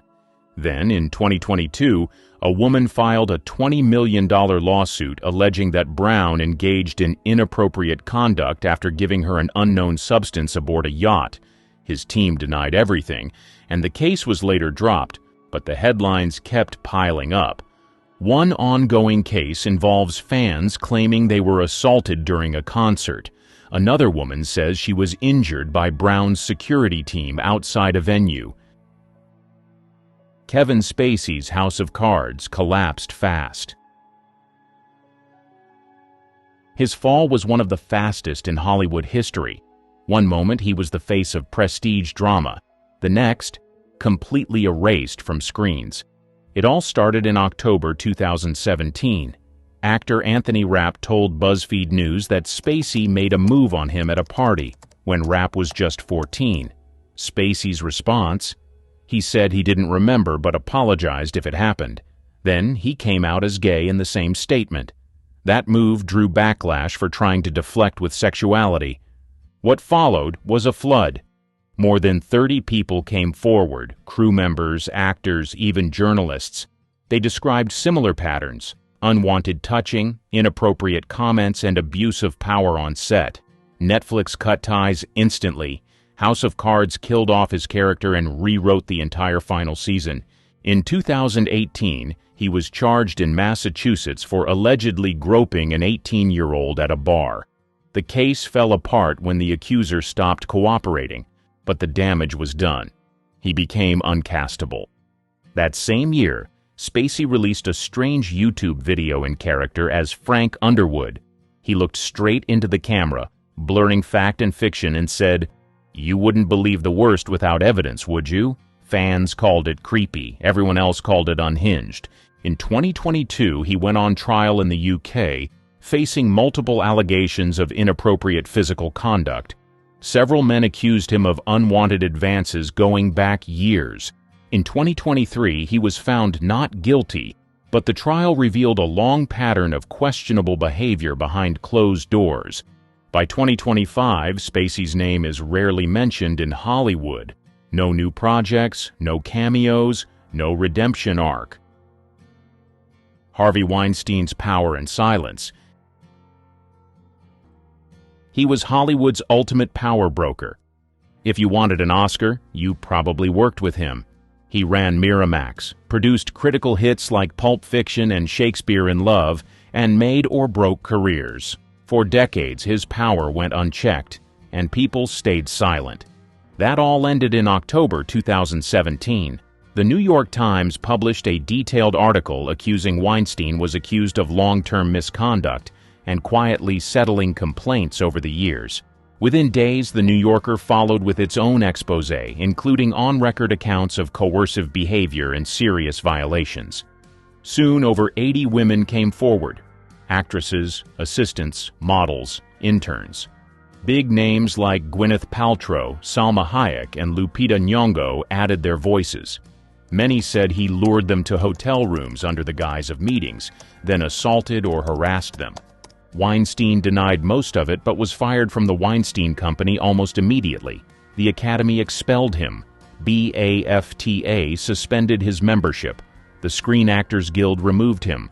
Hollywood, which once protected him, now ran for cover. The details were horrifying. NDAs were used to buy silence. Assistants were allegedly made to help set up his meetings. For years, his behavior was whispered about but never challenged, until it couldn't be ignored. In 2020, a jury in New York convicted Weinstein on charges related to forcible misconduct and non-consensual acts. He was sentenced to 23 years in prison. In 2022, Los Angeles charged him again. That trial led to another conviction in 2023, adding 16 more years. He'll be over 90 before he's eligible for release, if he lives that long. Weinstein's fall also triggered something bigger. The number sign Me Too movement exploded into mainstream culture. Other powerful men, directors, executives, actors, were suddenly held accountable. He wasn't just a man who abused power. He was the system, protected by it, enabled by it, and finally undone by the voices that refused to stay quiet. He built an empire on silence, fear, and control. But in the end, he couldn't silence everyone.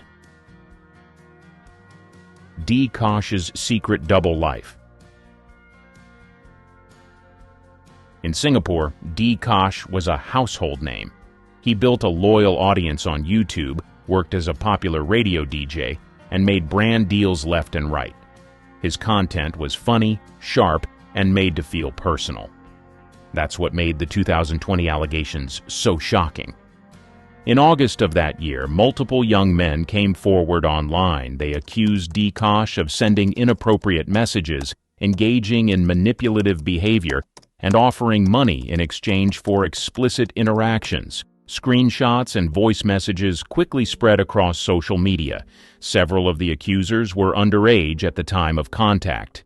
At first, Dee Kosh denied the claims. He said the messages were fake or taken out of context.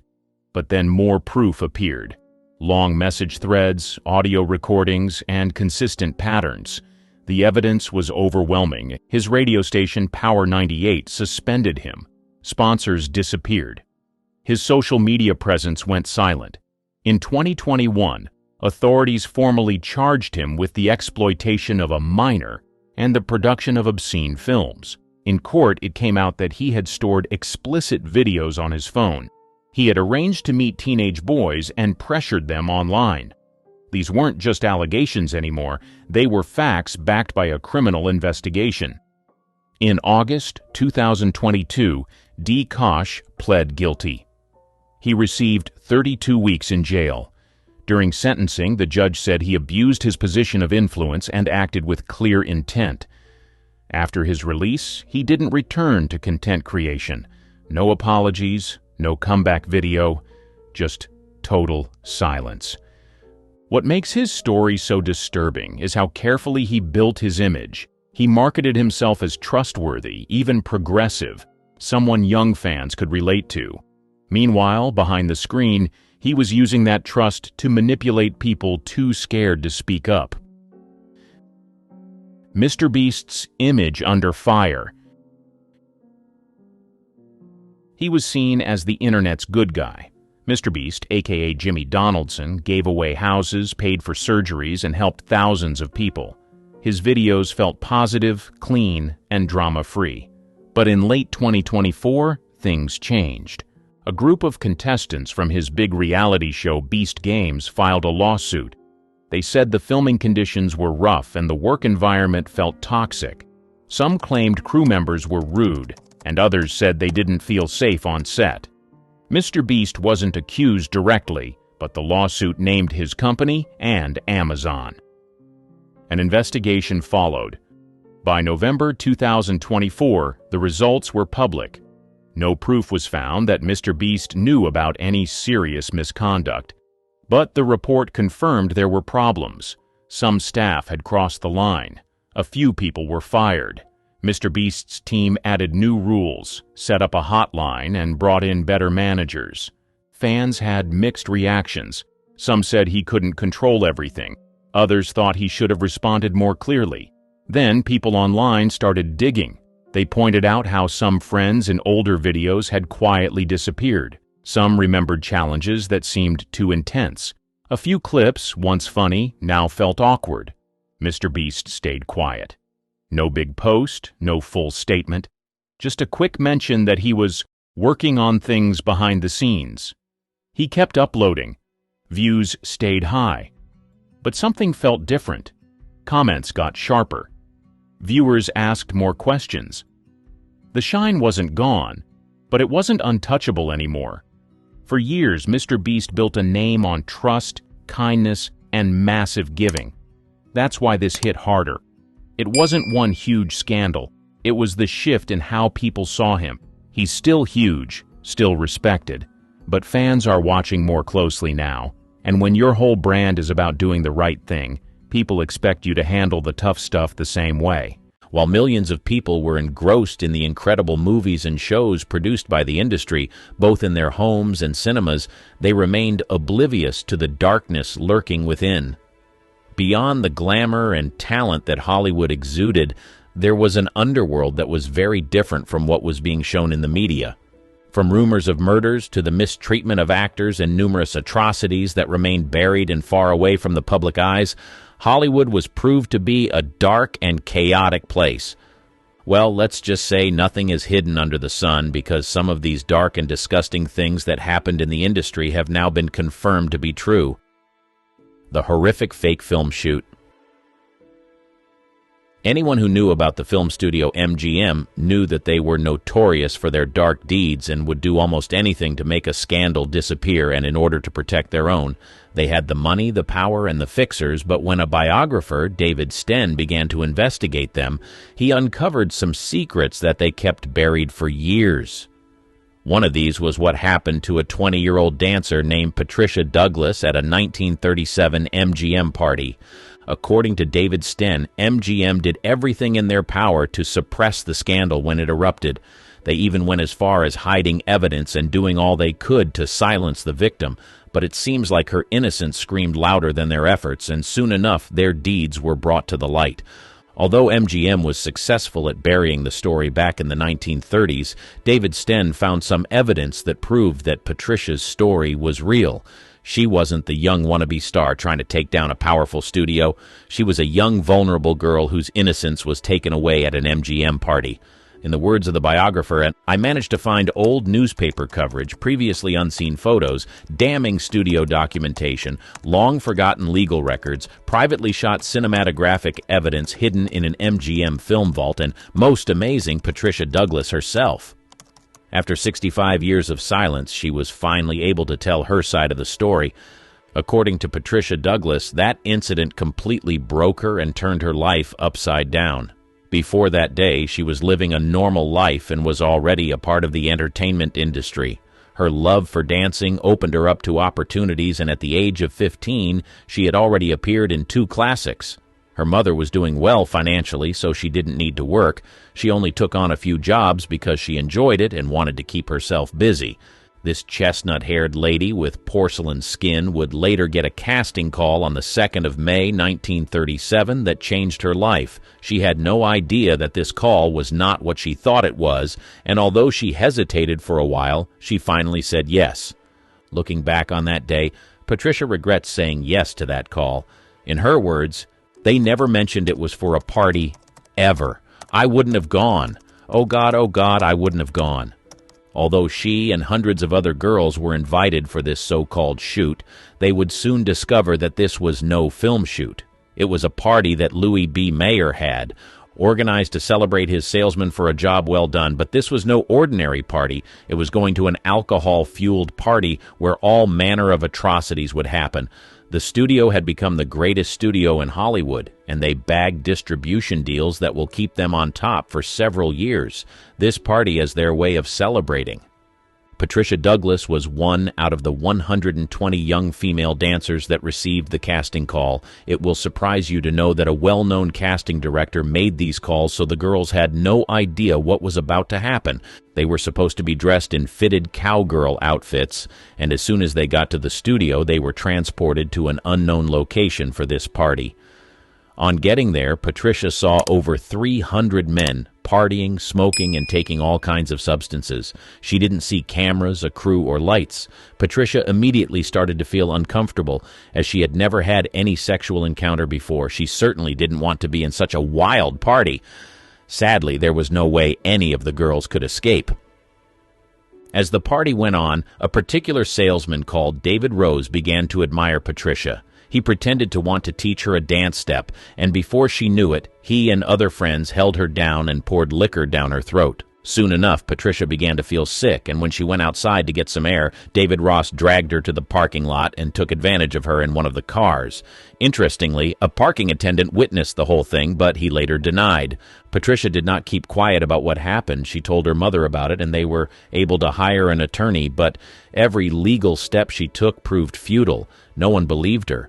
One can only imagine how many other girls went through a similar experience that night. Patricia, the only person who was bold enough to speak up, was shut down and called a liar by MGM. With their connections, money, and power, they were able to shut the case down.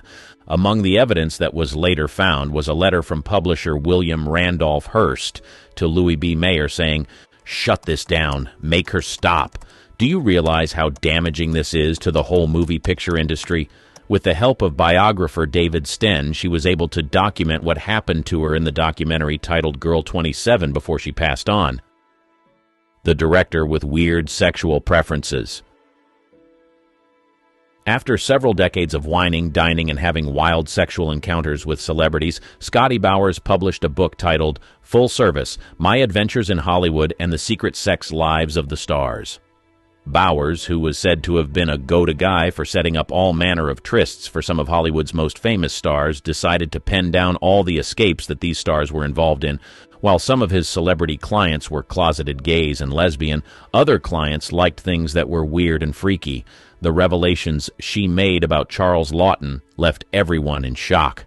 To the rest of the world, Charles Laughton was a brilliant director. He was a highly respected and influential figure in the film industry. Charles Laughton was an English stage and film actor as well as a director. Truth be told, his talent was recognized early in his career, and he gained fame for his versatility as an actor. He excelled in portraying a wide range of characters, from dramatic to comedic roles. Most people who were entertained by his works revered him. Some of his most notable performances include his portrayal of the hunchbacked bell ringer Quasimodo in The Hunchback of Notre Dame in 1939, Captain Bligh in Mutiny on the Bounty in 1935, and his chilling role as the tyrannical barrister in Witness for the Prosecution in 1957. Everyone saw him as a talented man who was laser-focused on his career, but no one knew the secrets he was keeping from the world. In addition to his acting prowess, Laughton also ventured into directing, where he demonstrated a keen eye for storytelling and visual composition. His directorial debut was with the film The Night of the Hunter in 1955, which has since been recognized as a classic of American cinema despite its initial commercial failure. Laughton's impact on the film industry was profound, and he was highly respected by his peers. Throughout his career, he received numerous accolades, including an Academy Award for Best Actor for his role in The Private Life of Henry VIII in 1933. Apparently, when he was achieving all these, he was busy behind closed doors doing things that would have shocked his fans. According to Bowers, Charles's secret sexual activities were very different from that of his celebrity friends. He said Charles was into scat proclivities. Bowers revealed that Charles liked it when his sexual partners released on him, and on some occasions, he spread these substances on a sandwich and ate it. Bowers didn't judge this act, as he was an open-minded person who believed that people should do whatever they wanted, and in his words, "The practice certainly didn't turn me on, but it was patently clear that it was regarded as a normal and acceptable part of sexual activity by its devotees, with Charles Laughton being one of them, and Ty Power another. So who was I to judge? To each his own." Who would have thought that this talented man was involved in such sexual acts behind closed doors? Although there were already rumors about what he was involved in, Bowers' book confirmed the rumors and went into detail about what this celebrated director was doing behind closed doors. Charlie Chaplin and underage girls. He was a highly successful actor who was well respected in the industry. He was known to have inspired many other actors, but when rumors began to circulate about his preference in women, a lot of people lost respect for him. They simply couldn't believe it. Charlie Chaplin, a towering figure in the world of comedy, mesmerized audiences with his timeless humor and poignant performances on the silver screen. Yet, behind the laughter, his personal life was shrouded in controversy, particularly concerning his romantic entanglements. Soon enough, his secret preferences when it came to women became a subject of both fascination and scrutiny. Truth be told, Chaplin's predilection for marrying significantly younger women was evident throughout his life. His first marriage to 16-year-old Mildred Harris at the age of 29 set a pattern that would repeat itself. Despite the considerable age gap, Chaplin seemed drawn to youthful exuberance and innocence. However, his marriages were not devoid of tumult. Harris and Chaplin's union dissolved after 2 years. It would surprise you to know that he went on to date and marry yet another girl that was younger than him. The pattern persisted with Chaplin's subsequent marriages. At 35, he wed 16-year-old Lita Gray, embarking on a controversial journey that raised eyebrows even in the permissive circles of Hollywood. Their marriage was mired in scandal, with Gray alleging that she was coerced into matrimony due to her pregnancy with Chaplin's child. The marriage ultimately ended in a highly publicized divorce, amplifying the whispers surrounding Chaplin's romantic exploits. People found it difficult to reconcile the man he was in Hollywood to the man that was getting married to underage girls. In 1932, Chaplin found himself entangled with 22-year-old Paulette Goddard, who later revealed that she had initially misrepresented her age, claiming to be 17 when they first met. Despite the revelation, Chaplin pursued the relationship, culminating in marriage when Goddard was 26 and he was 47. Their union endured for 6 years, characterized by both moments of bliss and strain, emblematic of Chaplin's tumultuous romantic life. However, it was Chaplin's fourth and final marriage that garnered the most attention and controversy. At the age of 54, he wed 18-year-old Una O'Neill, the daughter of esteemed playwright Eugene O'Neill. This union, though met with incredulity and raised eyebrows, endured the test of time, remaining intact until Chaplin's passing. O'Neill's youthfulness and Chaplin's status as a renowned artist of his era magnified the intrigue surrounding their relationship. Chaplin's preference for younger women, coupled with the circumstances of his marriages, fueled speculation and gossip within the industry. While some viewed his actions as indicative of a romantic spirit unbound by societal norms, others condemned his behavior as exploitative and predatory. The allegations against Chaplin ranged from accusations of manipulation to outright abuse, with his choices seemingly confirming the suspicions harbored by his detractors. There were even rumors that he fled to a different country at a certain point in time in order to avoid certain statutory laws. It seemed like he couldn't help himself, but most people who heard about it were disappointed. They couldn't believe that such a respected man was involved in such. However, despite the condemnation he got from others, he didn't hide the fact that he preferred underage girls. She adopted her own child. Before he became a Hollywood star, it was said that Clark Gable was friends with some questionable people. Perhaps this was why he reached out to a fixer when he discovered that he got a young actress pregnant. What was done after that forever traumatized the child and made her grow up believing that she didn't have parents. If anyone was the epitome of Hollywood masculinity, it was Clark Gable. This charming, leading man made hearts swoon across the globe. He was the kind of guy you'd imagine tipping his hat as he sauntered into a room exuding confidence. And in 1934, he was smack dab in the middle of one heck of a scandal that involved a young actress named Loretta Young. She was a rising starlet with doe eyes and a smile that could light up the silver screen.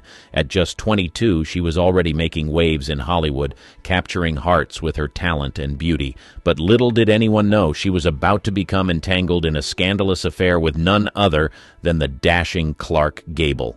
A 34-year-old Gable, already married, diving headfirst into a clandestine romance with the much younger Loretta Young.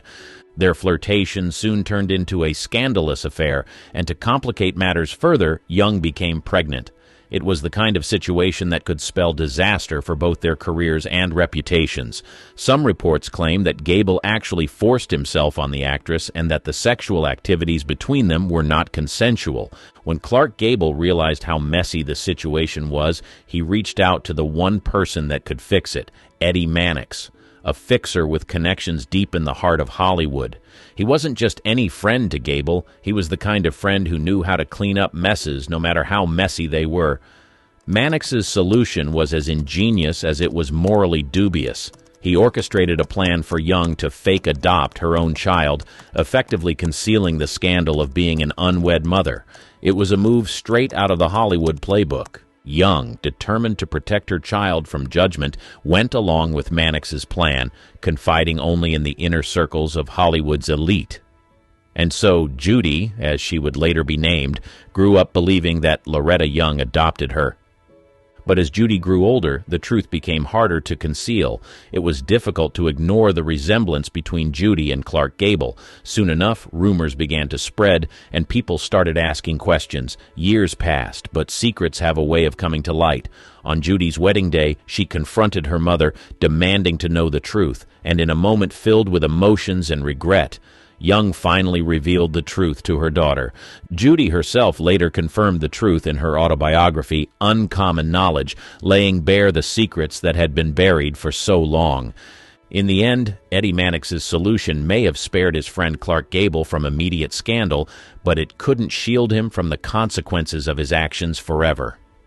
This decision certainly did not spare Judy from the trauma of growing up without parents. Why Mary Nolan had 15 abdominal surgeries. If you have ever heard about Hollywood fixers, then the name Eddie Mannix certainly rings a bell. He was the one who was responsible for making most of MGM Studios' scandals disappear. Whenever something occurred and it could damage the image of the studio, he would go behind the scenes and clean up the mess before the public got to know about it. However, in July 1935, he was not doing someone else's dirty laundry. The scandal was right at his doorstep. His former lover had publicly accused him of maltreating her and ruining her life. He denied all the allegations, but when her friends and family began to speak up about what he did to her, things got a little complicated and he had to find a solution and find it fast. Mary Nolan, Mannix's ex-lover, was a well-known actress in the 1920s. Truth be told, life and career were marked by both successes and personal struggles. Nolan began her career as a Ziegfeld Follies showgirl before transitioning to silent films. She quickly gained attention for her striking beauty and talent on screen. Mary Nolan, initially performing under the name Imogen Robertson in Germany, began her film career there with Verborgene Gluten in 1925, followed by Die Feuertanzerin, which garnered her favorable reviews and a contract offer from Universum Film AG. She worked steadily in Germany until 1927, declining offers from Hollywood producers until Joseph M. Schenck of United Artists convinced her to return to the United States. Upon her return, Nolan faced scrutiny from the press and women's groups due to her past scandal, prompting United Artists to suggest a name change to Mary Nolan. She made 2 films with United Artists before joining Universal Pictures in August 1927, where she received good reviews for her role in Good Morning Judge. In the same year, she was said to have been involved in a relationship with Eddie Mannix, who allegedly used his connections to help boost her career. Mannix was married at the time, so they kept their affair a secret for as long as they could. Nolan's career received a significant boost when she was loaned to Metro-Goldwyn-Mayer for West of Zanzibar in 1928, starring alongside Lon Chaney and Lionel Barrymore. The film was a hit, as was her subsequent loan to MGM for Desert Nights in 1929, opposite John Gilbert, further solidifying her status in Hollywood. However, Mannix and Nolan's affair ended abruptly in 1929. While no one knows for sure why the affair ended, it was said that the actress became an emotional wreck in the following years. Her career began to decline rapidly, and she was said to have displayed erratic behavior on sets. After a long battle with substance abuse and financial problems, her life was in shambles. It was clear that there was a lot of pain buried deep within her, but no one knew what was causing it. It was in 1935 that Mary Nolan decided to open up about what she went through in the hands of Eddie Mannix.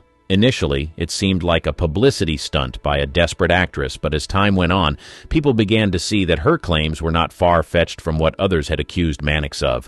According to her, she lived with him in the Ambassador Hotel from the year 1927 to 1931, and they were actively in an affair at the time. As time went on, he began to treat her badly and would even go as far as hitting her and inflicting wounds on her body.